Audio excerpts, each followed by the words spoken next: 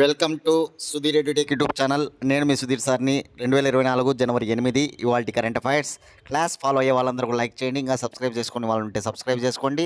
మన ఛానల్ మీ ఫ్రెండ్స్ ఉంటే వారికి కూడా ముగ్గురికి షేర్ చేయండి. ప్లీజ్ అందరూ కూడా లైక్ చేయాలి.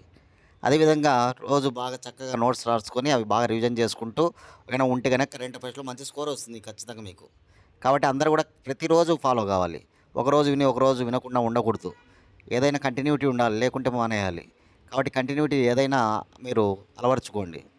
మిగతా సబ్జెక్టులు కూడా బాగా చదవండి. టైం టేబుల్ పెట్టుకోండి. ఏ దానికి ఎంత టైం కేటాయించాలి, ఎంత స్కోర్ దేనికి వస్తూ ఉంది, దేనికి ఎక్కువ దేనికి తక్కువ, ఇవన్నీ కూడా మీరు తెలుసుకొని రోజు కూడా కాన్సన్ట్రేషన్గా టైం ఎక్కడ కూడా వేస్ట్ కాకుండా చూసుకుంటూ మీరు రావాలి. ఓకే, క్లాస్లోకి వెళ్ళిపోదాం. Question number 1, global health index 2024 ప్రకారం టాప్లో నిలిచిన దేశం ఏది? గ్లోబల్ హెల్త్ ఇండెక్స్ 2024 ప్రకారం టాప్లో నిలిచిన దేశం ఏది అంటే కనుక answer Singapore. Singapore score 95.3 score వచ్చేసి. ఇక సెకండ్ ప్లేస్ వచ్చేసి జపాన్ స్కోర్ వచ్చేసి 95.1. థర్డ్ దక్షిణ కొరియా స్కోర్ వచ్చేసి 94.3 అనమాట. ఇది first, second, third. First Singapore, second Japan, third దక్షిణ Korea. First Singapore, second Japan, third దక్షిణ కొరియా. భారతదేశ ర్యాంక్ 112, స్కోర్ వచ్చేసి 61.5. భారతదేశ ర్యాంక్ వచ్చేసి 112, స్కోర్ వచ్చేసి 61.5 అనమాట. ఇది హెల్త్ ఇండెక్స్కి సంబంధించి టాప్ 3 కంట్రీసు, ఇండియా ప్లేసు మనం గుర్తుపెట్టుకొని చదువుకోవాలి. బ్లూంబర్గ్ హెల్త్ ఇండెక్స్ వాళ్ళు దీన్ని రిలీజ్ చేశారు. 200 దేశాలను పరిశీలించి 200 దేశాల నివేదికలు ఇవ్వడం జరిగిందనమాట. 200 దేశాలకు సంబంధించినటువంటి నివేదిక అందించడం జరిగిందనమాట. అందులో ఇండియా 112వ స్థానంలో ఉందని గుర్తుపెట్టుకోవాలి. First Singapore, second Japan, third దక్షిణ కొరియా అని గుర్తుపెట్టుకోవాలి.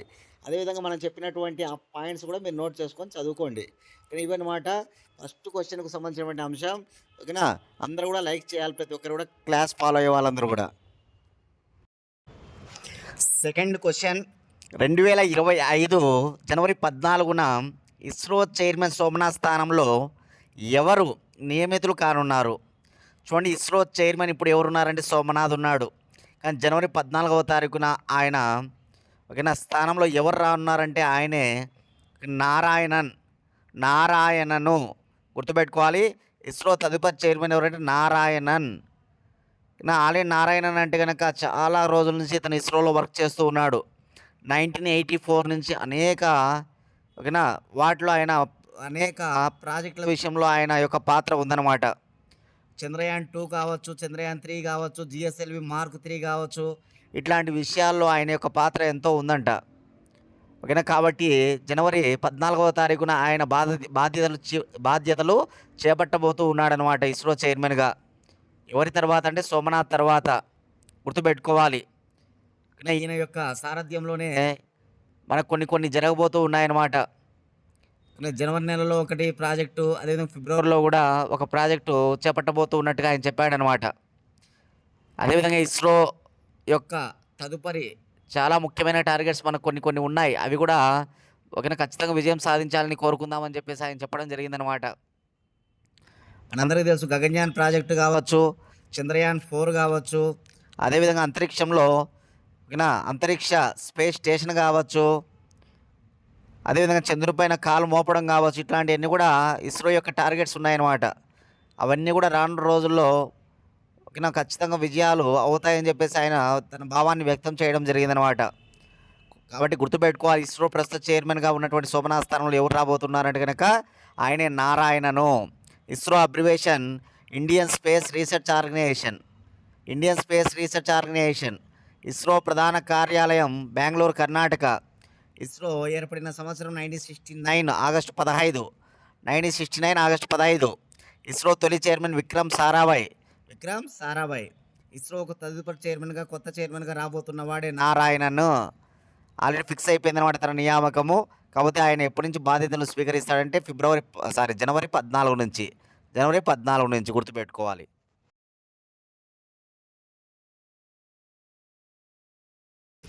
థర్డ్ క్వశ్చన్, బ్రిక్స్లో పూర్తికాల సభ్యత్వ హోదా పొందిన దేశం ఏది? చూడు, బ్రిక్స్లో చేరిన నూతన దేశం అన్నమాట. అది ఏది అని అడుగుతూ ఉన్నాడు. Indonesia. BRICS Brazil, Russia, India, China, South Africa. So BRICS అనేటువంటిది యాక్చువల్గా 2009లో ఏర్పడింది. 2009 మొట్టమొదటి సమావేశం 2009లో రష్యాలోని ఎకటేరియన్బర్గ్లో జరిగింది. అలా 2024లో అక్టోబర్ నెలలో మనం చూసాం.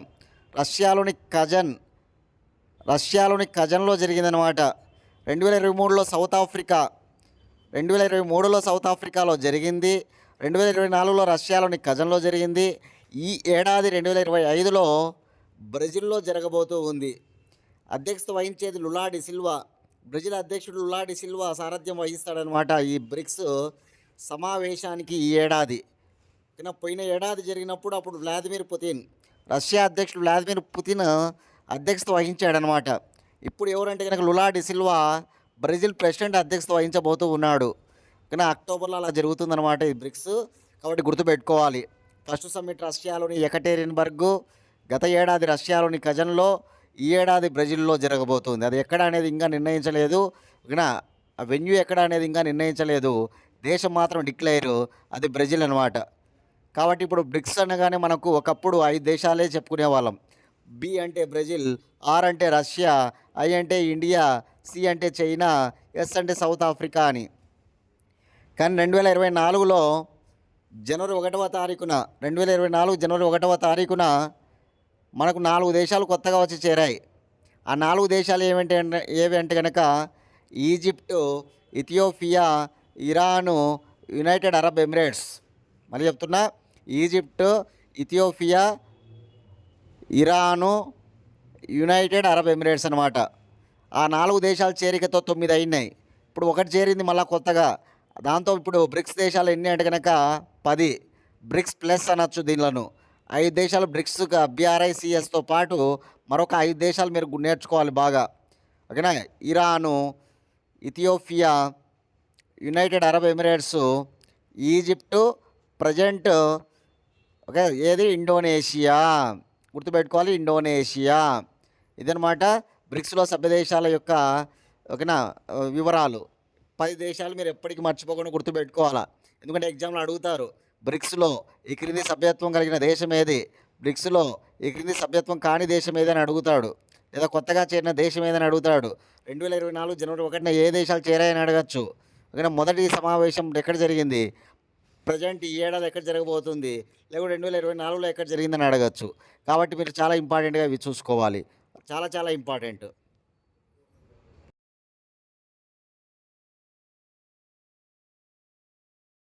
క్వశ్చన్ నెంబర్ 4, భారత ప్రభుత్వం మొదటిసారిగా 2024-2025 ఫైనాన్షియల్ ఇయర్కు ఎంత జీడిపిని అంచనా వేసినది?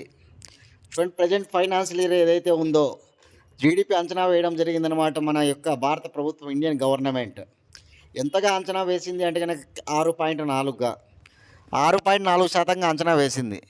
చూడండి, మన ఇండియన్ గవర్నమెంట్ ఎప్పుడు కూడా మన యొక్క జీడిపిని అంచనా వేయలేదు ఇంతవరకు. ఫస్ట్ టైం అంచనా వేసిందనమాట ఈ ఫైనాన్షియల్ ఇయర్కి సంబంధించి. కాబట్టి మైండ్లో పెట్టుకోవాలి. మొట్టమొదటిసారిగా భారత ప్రభుత్వం ఏ సంవత్సరం మన ఫైనాన్షియల్ ఇయర్ను అంచనా వేసిందంటే 2024-2025 గాను. ఎంతగా అంచనా వేసిందంటే 6.4%. మనందరికీ తెలుసు, వరల్డ్ బ్యాంకు 7% చెప్పింది. IMF ఇంటర్నేషనల్ మానిటరీ ఫండ్ కూడా 7% చెప్పింది. ADB ఏషియన్ డెవలప్మెంట్ బ్యాంక్ కూడా 7% చెప్పింది. ఇక్కడ RBI 7% చెప్పి మళ్ళీ దాన్ని 6.6%కి తగ్గించింది. అదేవిధంగా మనకి డెలాయిట్ సంస్థ 7% చెప్పింది. S&P రేటింగ్స్ 6.8% చెప్పింది. మన ఆర్థిక సర్వే వాళ్ళు 6.5 నుంచి 7% చెప్పడం జరిగింది, అంచనాలు వేయడం జరిగింది. ఇప్పుడు భారత ప్రభుత్వం నేను చెప్పిన వాటిలో అన్నిటికంటే తక్కువగా భారత ప్రభుత్వం అంచనా వేసిందనమాట. ఎంత అంటే 6.4% చెప్పిందనమాట. ఇది చాలా కనిష్ట స్థాయి. గత 4 ఏళ్ళ నుంచి చూస్తే కనిష్ట స్థాయి అనమాట. గత ఫైనాన్షియల్ ఇయర్ చూస్తే కనుక ఎంత నమోదైంది మన జీడిపి అంటే 8.2 అని మనకు తెలుసు. 2023, 2024 యొక్క జీడిపి 8.2 అనమాట. 8.2. అదే దానికి ముందు సంవత్సరం 7, దానికి ముందు సంవత్సరం ఏకంగా 9.7. అలా చాలా గొప్పగా మన జీడిపి ఉండేదన్నమాట. కానీ ఇప్పుడు భారత ప్రభుత్వం ప్రకారం మన జీడిపి బాగా తగ్గిపోతూ ఉందన్నమాట, తగ్గడం జరుగుతూ ఉంది. 6.4 నమోదు కావచ్చు అని చెప్తూ ఉంది. ఇంకా ఏప్రిల్ ఇంకా మార్చి ఎండింగ్కి అవి వచ్చేస్తుంది మనకి. మార్చి ఎండింగ్కు తెలిసిపోతుంది మన జీడిపి ఎంత అనేది. కాబట్టి ఇది కరెక్ట్గానే ఉంటుందన్నమాట. ఆల్రెడీ జనవరి కాబట్టి ఫిబ్రవరి, మార్చి కాబట్టి ఇది దగ్గర ఓకేనా, భారత ప్రభుత్వం అంచనానే కరెక్ట్ అయ్యే ఛాన్స్ ఉందన్నమాట. కాబట్టి గుర్తుంచుకోవాలి, ఇక్కడ ఎవరు ఎంత అంచనా వేశారు, భారత ప్రభుత్వం ఇప్పుడు ప్రజెంట్ ఎంత అంచనా వేస్తూ ఉంది అనేది మనం చూసుకోవాలి, చాలా ఇంపార్టెంట్గా. Question number 5. ప్రముఖ వ్యక్తి జగదీష్ మిట్టల్ కన్ను మూశారు, ఆయన దేనిలో ప్రసిద్ధి చెందాడు? జగదీష్ మిట్టల్ గొప్ప చిత్రకారుడు అనమాట. తన భార్య కమలాతో కలిసి హైదరాబాదులో ఆర్ట్ మ్యూజియం కూడా ప్రారంభించాడు అనమాట. ఈయన యాక్చువల్గా ఉత్తరప్రదేశ్కు చెందినటువంటి వాడైతే హైదరాబాదులో వచ్చి స్థిరపడి హైదరాబాదులో కళారంగానికి ఎంతో కృషి చేసినటువంటి మహనీయుడు అనమాట. ఎవరంటే ఈ మిట్టల్, జగదీష్ మిట్టల్ అన్నమాట. ఇతనికి కేంద్ర ప్రభుత్వం 1990లో పద్మశ్రీ అవార్డు కూడా ఇవ్వడం జరిగింది. 2006లో ఆంధ్రప్రదేశ్ జీవితకాల సాఫల్య పురస్కారాన్ని అందించింది. 1990లో కేంద్ర ప్రభుత్వం పద్మశ్రీని ఇచ్చింది. అదేవిధంగా ఆంధ్రప్రదేశ్ గవర్నమెంట్ 2006లో జీవితకాల సాఫల్య పురస్కారం ఇవ్వడం జరిగిందనమాట. గొప్ప చిత్రకారుడు అనమాట ఇతను, ఓకేనా. ఆర్ట్ మ్యూజియం కూడా ఏర్పాటు చేశారు తన భార్యాభర్తలు ఇద్దరు కూడా. హైదరాబాద్ కళారంగానికి విశేషమైన కృషి చేసినటువంటి గొప్ప వ్యక్తి అనమాట. కాబట్టి ఈ విషయాలు గుర్తుపెట్టుకోవాలి, ఓకేనా.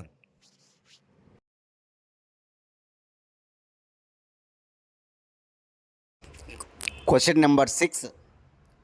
ఆదిమ జాతి జారవ తెగ వారిని ఓటర్లుగా చేర్చుకోగా వీరు ఎక్కడ కలరు? చూడు, ఆదిమ జాతి జారవ తెగ వీరు ఎక్కడికి చెందినటువంటి వారు అంటే కనుక అండమాన్ నికోబార్ దీవులు, అండమాన్కు చెందినటువంటి వారు అనమాట. వీళ్ళు ఆదిమ జాతి గొప్ప కమ్యూనిటీకి చెందిన వాళ్ళు అనమాట. జారవ తెగ కమ్యూనిటీకి చెందినటువంటి ఒక 19 మందిని ఇప్పుడు ఓటర్లుగా, భారతదేశ ఓటర్లుగా ఆ జాబితాలో చేర్చడం జరిగిందనమాట. గుర్తుంచుకోవాలి, కొత్తగా ఏ తెగస్తులకి భారత ఓటర్లుగా ఇక్కడ ఓటు హక్కును దక్కించుకున్నారంటే కనుక వారే జారవ తెగస్తులు. దక్షిణ అండమాన్లోని జర్కటాంగ్లోని ప్రజలు అనమాట వీరు. దక్షిణ అండమాన్లోని జర్కటాంగ్ అనే ప్రాంతంలో నివసించే తెగలన్నమాట. పూర్తిగా అటవీ వనరులపైన వీళ్ళు ఆధారపడి జీవిస్తూ ఉంటారనమాట. 1996లో వీళ్ళు వైద్య సహాయ నిమిత్తం పాలనా యంత్రాంగంతో సత్సంబంధాలు పెట్టుకున్నారు. అంతవరకు పాలనా యంత్రాంగంతో వీళ్ళకి సత్సంబంధాలే లేవు. 1996లో వైద్య సహాయ నిమిత్తం వీళ్ళు పాలనా యంత్రాంగంతో సత్సంబంధాలు పెట్టుకున్నారనమాట. అలాంటి జారవ తెగ కమ్యూనిటీకి చెందినటువంటి 19 మంది ఓటర్లను ఇప్పుడు భారతదేశం ఓటర్ల జాబితాలో చేర్చి వారికి ఐడి కార్డులను ఇవ్వడం జరిగిందనమాట. కాబట్టి చాలా ఇంపార్టెంట్, గుర్తుపెట్టుకోవాలి. ఇది ఒక మైలురాయిగా చెప్తున్నారు ఎలక్షన్ కమిషన్ దీన్ని. ఎలక్షన్ కమిషన్ దీన్ని. వీరి యొక్క సంస్కృతి కావచ్చు, వీళ్ళ జీవ వైవిధ్యమైనటువంటి జీవన విధానం ఒక రకంగా ఉంటుంది, బ్రహ్మాండంగా ఉంటుందన్నమాట. కాబట్టి గొప్ప తెగస్తులు అనమాట వీళ్ళు, అండమాన్లో నివసిస్తూ ఉన్న తెగస్తులు అనమాట. ఆ విషయాన్ని గుర్తుపెట్టుకుంటే సరిపోతుంది.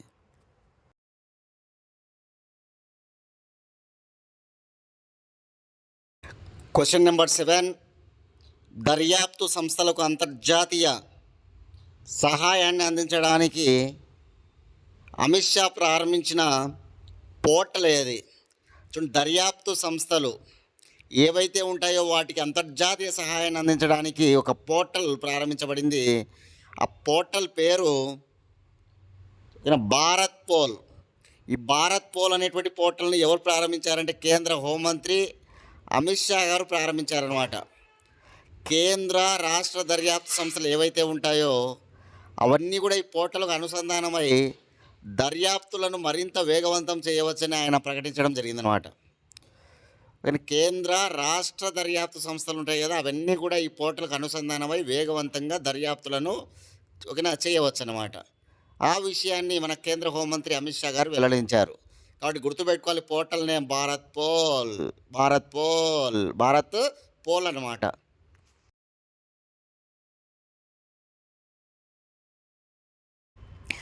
క్వశ్చన్ నెంబర్ 8, ఘనా దేశానికి నూతన అధ్యక్షుడిగా ఎవరు నియమితులయ్యారు? ఘనా దేశ నూతన అధ్యక్షుడిగా నియమితులైన వారు John Mahama. John Mahama first option చూడండి, answer John Mahama. National Democratic Congress పార్టీకి చెందినటువంటి వ్యక్తి అనమాట. ఘనా అనేటువంటి దేశం ఆఫ్రికా ఖండంలో ఉన్నటువంటి ఒక చిన్న దేశం. ఘనా దేశ రాజధాని ఆక్రా అన్నమాట. ఘనా దేశ భాష ఇంగ్లీష్. ఘనా దేశ కరెన్సీ గనేయన్ సెడి అన్నమాట. ఘనా దేశ ప్రెసిడెంట్ మహమా, జాన్ మహమా. గుర్తుపెట్టుకోవాలి, ఘనా దేశానికి నూతన ప్రెసిడెంట్గా వచ్చిన వాడు John Mahama, party National Democratic Congress. Question number 9, తొలి స్వాతంత్ర సమరయోధుడు వడ్డె ఓబన్న జయంతి అయిన ఏ తేదీని రాష్ట్ర వేడుకగా చేయనున్నారు? చూడండి, ఆంధ్రప్రదేశ్ రాష్ట్ర ప్రభుత్వం వడ్డె ఓబన్న జయంతిని రాష్ట్ర వేడుకగా చేయనున్నారన్నమాట. ఎప్పుడంటే జనవరి 11న ఆయన జయంతి అనమాట, జనవరి 11. దానిని పురస్కరించుకొని ప్రతి ఏటా గొప్పగా రాష్ట్ర వేడుకగా చేయాలని నిర్ణయించిందనమాట స్టేట్ గవర్నమెంట్. ఆయన మొట్టమొదటి తొలి స్వాతంత్ర సమరయోధుడు అంట. చూడండి, ఇతను వడ్డెర సంచార జాతి అయినటువంటి వడ్డెర కులానికి చెందినటువంటి వ్యక్తి అనమాట. ఈ వడ్డె ఓబన్న రేనాటి ప్రాంతానికి చెందినటువంటి వ్యక్తి. బ్రిటిష్ ఈస్ట్ ఇండియా కంపెనీ ఉన్న సమయంలో ఆ కంపెనీకి మరియు పాలెగాలకు మధ్య ఏర్పడిన ఘర్షణలు, ఆ ఘర్షణలో మనం చూస్తే నొస్సం పాలకుడు ఉయ్యాలవాడ నరసింహారెడ్డి పోరాట పటిమలు మనకు తెలుసు. ఓకేనా, ఈ ఉయ్యాలవాడి నరసింహారెడ్డి యొక్క సైన్యాధిపతి ఈ వడ్డె ఓబన్న అనమాట. ఓకేనా, ఈస్ట్ ఇండియా కంపెనీకి వ్యతిరేకంగా పోరాటాలు చేసినటువంటి వ్యక్తుల పరంగా మనకు ఉయ్యాలవాడ నరసింహారెడ్డి అనేటువంటి వ్యక్తి తెలుసు. కానీ చాలామంది వడ్డె ఓబన్నను మర్చిపోతున్నారు. ఆయన కూడా గొప్పగా వీరోచితంగా పోరాడాడు అనమాట. ఆ కంపెనీకి వ్యతిరేకంగా ఒక సైన్యాధ్యక్షుడిగా పోరాడాడు వీరోచితంగా. ఆయన వడ్డె ఓబన్న, తొలి స్వాతంత్ర సమర యోధుల్లో ఒకడు వడ్డె ఓబన్న. కాబట్టి గుర్తుపెట్టుకోవాలి, ఆయన యొక్క జయంతిని రాష్ట్ర వేడుకగా చేసింది ఆంధ్రప్రదేశ్ రాష్ట్ర ప్రభుత్వం. ఎప్పుడు ఏ తేదీన జరుపుతారంటే జనవరి 11 అనమాట. ఇంపార్టెంట్, గుర్తుపెట్టుకోవాలి అందరూ కూడా.